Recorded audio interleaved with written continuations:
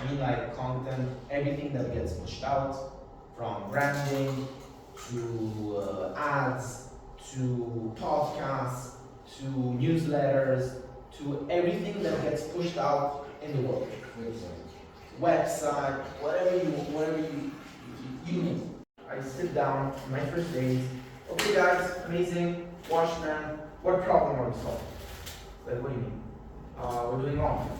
Yeah, sure, but who are we helping, solving which specific problem?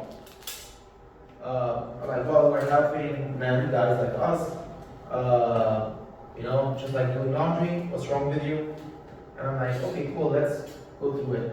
So then I started like unpacking, and then what I did, I was like, okay, this is your final answer. So for them, it was all about laundry attire, suits, for guys. So this is your final answer. Is that the problem you're solving for who? Yeah, this is it.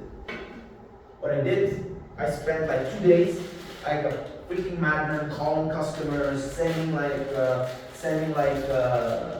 pop surveys, email. Like I started to go crazy to like gather data from customers. Guess what? On a suit, on a perfect suit.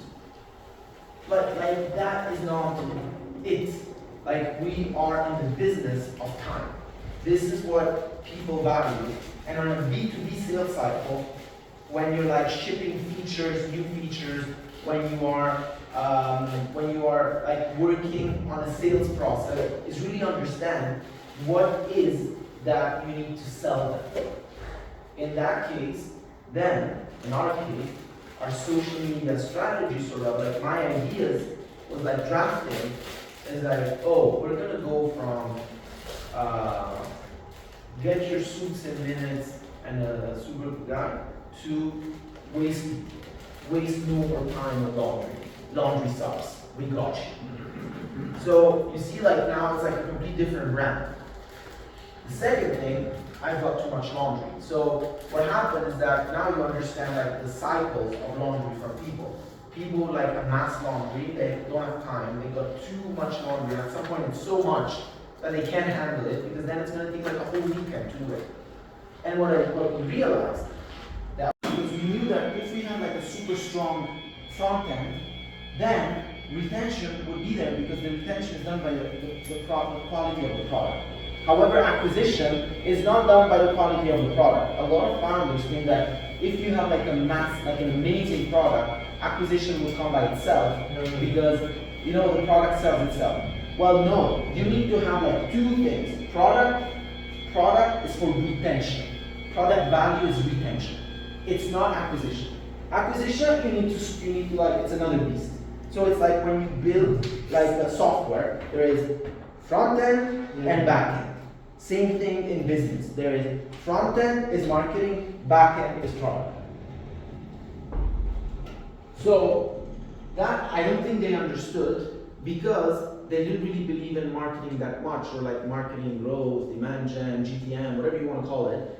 In front end, they felt like, okay, let's build like just an amazing product, and then things are going to fly. Well, for your go-to-market, it's perfect product, because you get that traction. But for scaling and building demand and like getting to the next level, you absolutely need a very strong front end as well. So think of it as like the shabby shops, right? So I mean, will build like a strong product, will work on retention, but it's not necessarily going to work on the front end. There might be element of front end as well, like when you deploy software with a back end coding stack. However, then you need like React, or you need like proper front end frameworks to build like super strong front end. If you don't do that, then you're gonna face the same problem that Washmen had, which was limited to like $30,000 to a $300,000 ARR business. That's it. It's Washmen, and he couldn't replicate that. So that was like really a funny thing. You can't replicate brand. Is it the problem? No, it's not a problem. Like winning strategy, maybe. I'll show you. I just wanted to tell you that, because we started from a very low point when it comes to marketing, where people like, oh, you don't have a brand, etc. To the point where my biggest rival was like, you guys built like this insane aura around this thing. Okay, but Washmen is Washmen, right? You know, you can price me higher, you can do this, you can do whatever you want, but it's Washmen, so I'm gonna allow it. I'm happy, and this is like, okay, this is like super funny.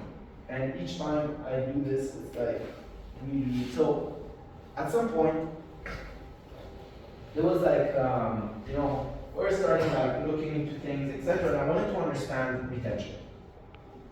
So I was like, you know, there's like really weird data that was showing like this curve of retention from the high value customers, the HVC. High value customers were like going, like, you know, dropping. And these were like, remember, were like the Jumeirah Jains that had like massive laundry for all the family and was spending like 3 to 4 times what a normal single Nelio investment banker would spend, honestly. 3 to 4 times. And then we started churning. And we were like, man, why are we churning? So I went, yeah, churning meaning like leaving the app, not just the app anymore. Can you tell me why? Like Months? Yeah. Months? Why would they churn? Maybe because of the kids wearing maybe some. This was a lady, by the way. Typical Jumeirah Jain. They were like, man, you know, every time I'm using this, I feel bad.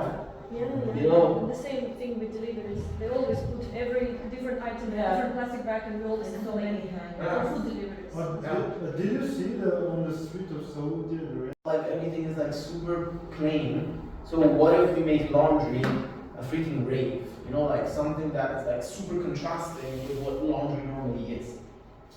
Insist on high quality and customer service. Make Washmen eco-friendly. Insist on entry-level offer. Optimize all content for Facebook. Okay? Like a business guy in a suit, etc. It's like, you don't have time for laundry? Well, you told me. It's like the first insight of all our customers that laundry is a waste of time. And pricing, remember that was one way of churning. So then we started introducing like a mass market product of like just 55 for everything you can wash. Yeah.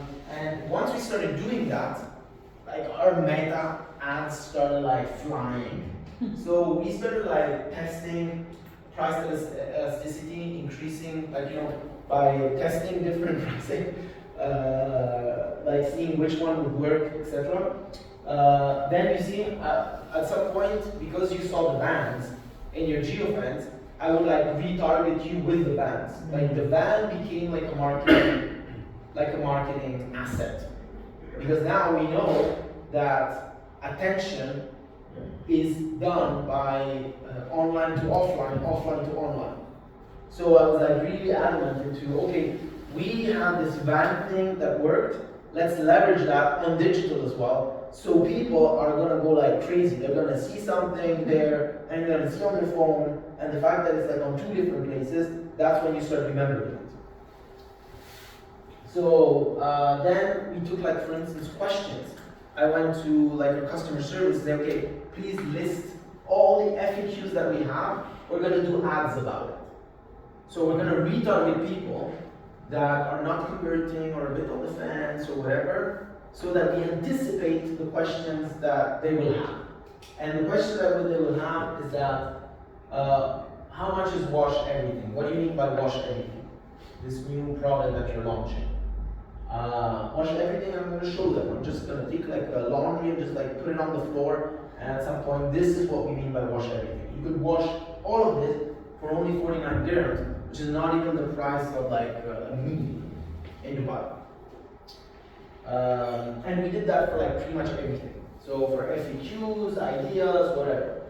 Then at some point, what we noticed is that we had this problem, right? So we were burning so much money on net ads that